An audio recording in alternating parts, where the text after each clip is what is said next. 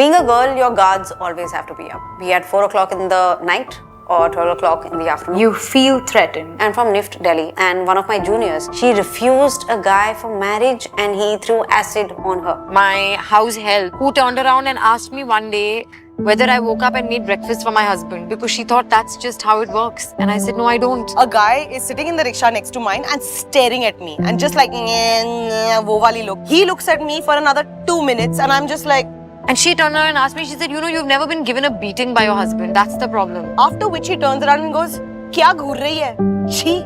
Very unfortunately, when her son marries and brings a woman home, she is going to be the one who's going to instigate her son to beat his wife. A friend of mine, she said that if I'm hungry in the night, my mom will say, "Arey, pani pee ke so ja." And if the guy is hungry, then she will get up, go to the kitchen, cook up an entire meal and feed him. And I was like, who started the staring?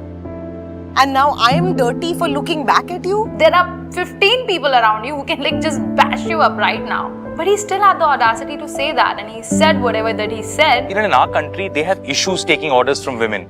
And that is why women in very powerful situations have to become more assertive than they ever have, because otherwise nobody does anything. You can be assertive without being aggressive also.